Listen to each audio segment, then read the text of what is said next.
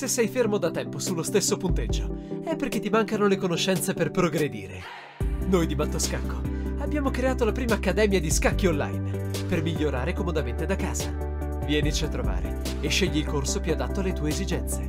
academy.mattoscacco.com. Ciao a tutti amici di Mattoscacco, ben trovati. Si gioca nella piattaforma scacchistica di chess.com sfidando uno dei tanti software, dei tanti simulatori, e sfidiamo uno che si chiama Santa Claus, quindi si gioca in modo amichevole contro Babbo Natale. Vediamo un po' come vada questa partita.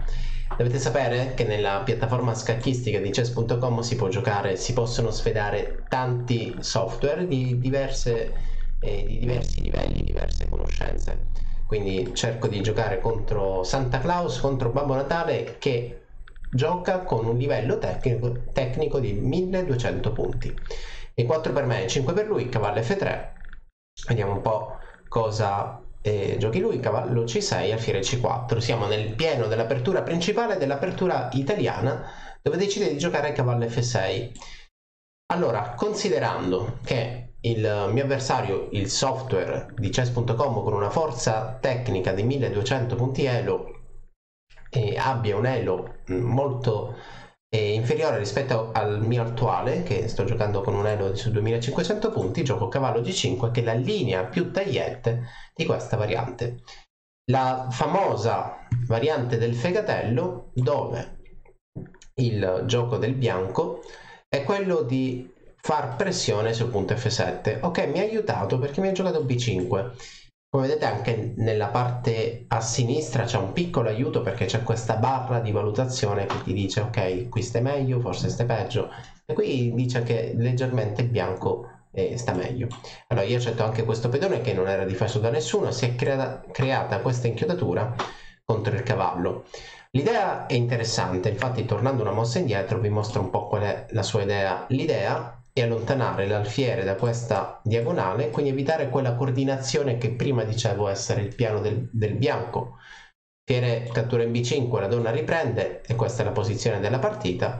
E adesso gioco cavallo, meglio dovrei fare attenzione, perché cavallo C3 sembra forte, però cavallo C3, e mi accorgo adesso che la cattura in G2 potrebbe essere abbastanza fastidiosa, non tanto perché un pedone, pazienza, è un pedone che è relativamente importante, però potrebbe essere fastidiosa perché è un pedone che, se catturato, porta la donna nera in una situazione molto offensiva, potrebbe quindi attaccare due pezzi che non saranno difesi.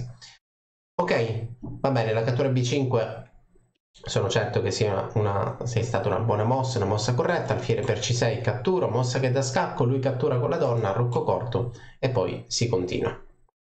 Da bianco cosa dice il parziale? Il parziale dice il bianco ha un pedone in più, il bianco ha una situazione più sicura per il proprio re, e c'è da dire che quando la sua donna si posizionava all'in C6 mi aspettavo alfiere B7, creando quella che si chiama batteria, coordinazione alfiere donna sullo stesso percorso contro il mio rocco. Ok, lì non sarei stato così contento, anche se per difendere avrei avuto cavallo F3 oppure eventualmente donna F3. In questa posizione, nel momento in cui lui perde nuovamente un tempo con la sua donna, mi dà il tempo di sviluppare i miei pezzi, quindi cavallo C3, e visto che ho un pedone in più, le semplificazioni dopo l'attacco sono tutte molto favorevoli, molto buone per me. Il cavallo ripiega qui al centro della scacchiera, attacca quella donna che si deve nuovamente spostare, e in C6 trova la casa ideale. Non è da escludere che più avanti voglia creare questa batteria. Alfiere donna che giocano sullo stesso percorso sono sempre mosse molto utili, mosse interessanti. Dovete sapere che il giocatore che affronta un re avversario al centro della scacchiera cerca di aprire la posizione, quindi a tal proposito gioco un torre 1 silenzioso che cerca di attaccare indirettamente il re avversario, per poi giocare qualcosa di concreto come D4. D4 voglio aprire la posizione. Donna D5 per lui. Un errore tipico, soprattutto di giocatori che magari non hanno delle conoscenze magistrali. Conoscenze magistrali intendo che non hanno ancora raggiunto non so, i 1900 punti elo. Un errore tipico è quello di muovere più volte lo stesso pezzo, ma soprattutto quello di ritardare il proprio rocco. La sicurezza del proprio re è fondamentale in questo tipo di posizioni, E quindi lui ha perso dei tempi, poteva arroccare prima, non l'ha fatto. E adesso che io catturo qui al centro della scacchiera, il nuovo dilemma, perché occhio che qualcosa potrebbe essere andato storto. L'attenzione va su questa torre, la torre da lontano lì fantastica attacca questa donna bianca, o meglio questa donna nera, dietro il quale da lontano si trova anche il re avversario. È un tema interessante, bisogna vedere un po' come sfruttare questa possibile, diciamo, coordinazione sulla colonna. Potrei spostare il cavallo G3 magari non è la migliore, però non può essere una mossa sbagliata. E a questo punto il cavallo da G3 volevo portarlo in F5 e mi accorgo che sicuramente il cavallo si trovava meglio in C3, perché da C3 poteva successivamente saltare in D5 creando un nuovo problema.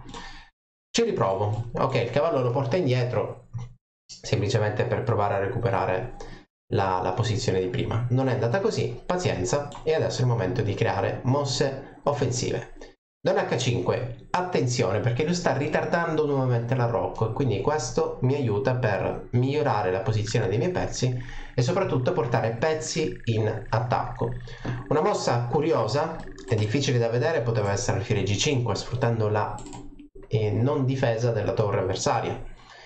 La donna si sposta in F3 e qui direi che il suo arrocco è abbastanza debole. Lui decide di arroccare lungo, che dal punto di vista umano è accettabile come idea, perché se da una parte percepiamo che ci sia pericolo, dall'altra probabilmente il nostro re potrebbe essere più sicuro. Il problema è che il re è comunque scoperto e allora torre 3, idea portare la torre in avanti, potrebbe essere una buona idea.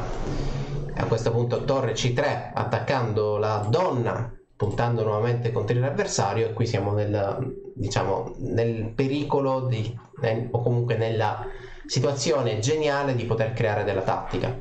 Torre per C7, mossa naturale, attacchiamo il re, minacciamo scoperte, torre per sicuramente già vincente, però si può giocare anche per il matto, in fondo la scoperta c'è anche dopo.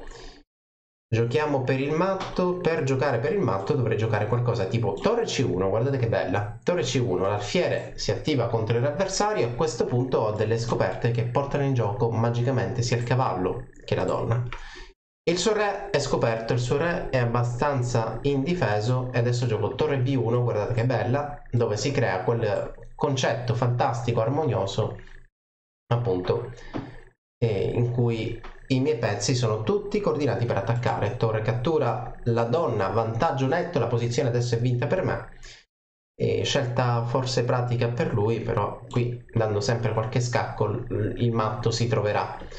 Ok, lui difende con la sua torre e questo mi permette di giocare mosse per creare temi di matto. Intanto faccio fuori quell'alfiere e il parziale dice attenzione, il bianco ha una donna in più netta, non c'è alcun compenso, quindi questa è una posizione vinta e sfruttando le inchiodature ovviamente A4 porterà a un ulteriore vantaggio.